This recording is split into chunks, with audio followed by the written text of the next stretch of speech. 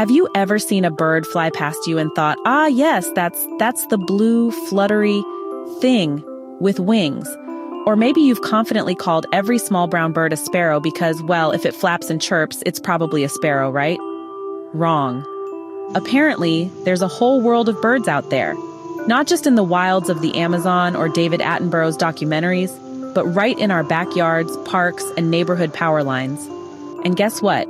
Someone sat down and decided that we, yes, even those of us who can barely tell a parrot from a plantain, need to know them by name, sound, and feather type.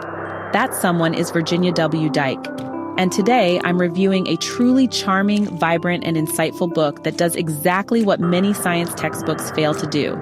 It makes you curious, makes you laugh, and makes you think about birds like never before.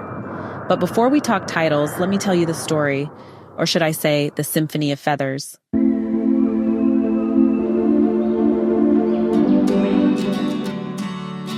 So this book opens with a simple but powerful idea. What is a bird? No, seriously, not a trick question. And no, anything that can fly is not the answer. Bats and airplanes disqualify that response real quick. Right from the first page, Virginia gives us a concise definition of what makes a bird a bird. And to make things easy for all of us still recovering from high school biology trauma, there's a well-labeled illustration to show the parts of a bird. Beak, check. Feathers, check. Wings, check. Tail, you better believe it. You better. From there, we dive, or should I say soar, into a colorful showcase of 25 of the birds commonly found in Nigeria, and by extension, across West Africa. We meet the plantain eater first. No, it doesn't eat plantain chips, sadly, but it does love fruit. It's big, loud, and very proud of its booming call. Then comes the parrot.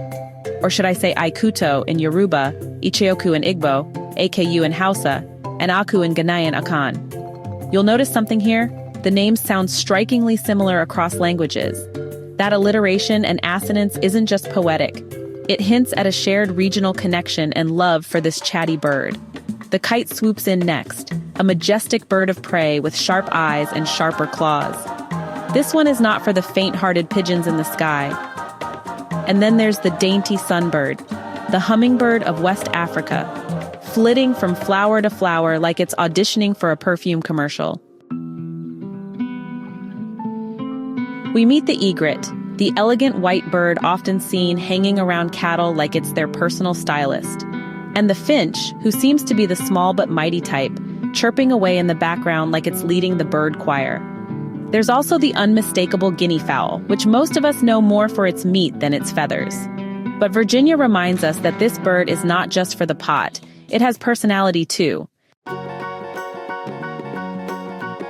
The crow is as clever as ever, often underestimated but never outwitted. Then we meet the cuckoo, owl, pipit, manakin, whydah, and even the thrush. Each one introduced with a story-like description, an illustration, and a dash of music. Yes, their calls and sounds are beautifully represented too. Every bird is given its due. What it looks like, where it lives, what it eats, how it sounds, and what makes it special. And perhaps the best part? You don't need a zoology degree to understand it.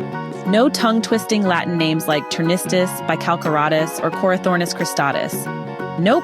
This book keeps it simple, and accessible, and relatable. Virginia says, this book aims to 1. Familiarize children with their environment by introducing the variety of birds around them. 2. Help build habits of careful observation. 3. Stimulate inquiry about the natural world. And 4.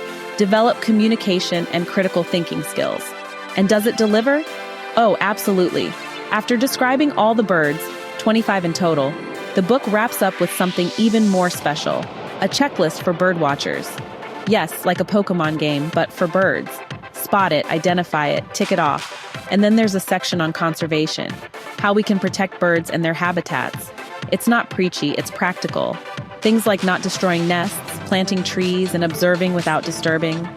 A gentle reminder that we share this planet with creatures that sing, soar, and sparkle. And before we close the book, Virginia gives us a guide on what to look for when observing a bird.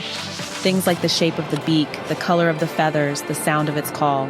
These are life skills, people. life, skills. So what is this beautiful, colorful, wise, and funny book? It's Birds of Our Land by Virginia W. Dike, illustrated by Robin Gowan, and published by Cassava Republic Press. First published in 1986, then reissued in 2010, this 40-page wonder does what many encyclopedias fail to do in 1,000. It teaches, it entertains, it sticks. Now let's talk about what I loved. First, the illustrations. Robin Gowan absolutely understood the assignment. Every bird is drawn with care, detail, and joy. You don't just see a bird, you feel like it might hop off the page and perch on your windowsill. Second, the language. This book is written for children, roughly between 5 and 15. But adults like me found ourselves learning things we didn't know. The language is simple, but not condescending. It's poetic without being flowery. There's rhythm in the sentences and intention in every word. Third, the inclusion of Nigerian languages. This is so important. For a region where oral tradition and local language are integral, translating bird names into Hausa, Yoruba, and Igbo is a cultural touch. It also invites the reader to compare with their own native languages, a subtle call for linguistic pride and curiosity. Fourth, the focus on conservation. Many of us grow up thinking of birds as background noise, but this book reminds us that birds are indicators of environmental health. If the birds disappear, something bigger is wrong. Let's talk themes. First, environmental awareness. At its core, this book is about reconnecting us with the natural world, understanding what we see, learning to name it, and learning to care. Second, education through storytelling. The book masterfully blends science with narrative. It's not just, this is a parrot. It's, this is what it does, sounds like, looks like, and what we call it in your grandmother's tongue. Third, cultural identity. By translating bird names into major Nigerian languages, Virginia subtly asserts that knowledge isn't only Western. Africa has always named and known its world, and this is a return to that wisdom. Fourth, literacy and observation. The book builds literacy, yes, but also observation, curiosity, and critical thinking, all while introducing classification and vocabulary that's both scientific and fun. Virginia W. Dike is an educator with a passion for children's learning and environmental education. Based in Nigeria, her work focuses on bringing indigenous knowledge into the classroom and nurturing curiosity from a young age. With Birds of Our Land, she has created a work that is not only instructional but also delightfully inspirational. So if you're a parent, a teacher, or just a curious adult who has always wondered what that bird outside your window is called, and whether it's yelling at you or just singing, Birds of Our Land is the perfect book for you. It's 40 pages of beauty, learning, laughter, and feathered friends. Who knew birdwatching could be this exciting? And that's it for today's review. If you enjoyed this, leave a like, subscribe, and maybe drop your favorite bird in the comments, or what it's called in your local language. Until next time, happy reading and happy birding. Hey, thanks so much for hanging out with me today. If you're interested in diving deeper into this book, I've left some links down in the description. You can use it to grab yourself a copy and keep the adventure going.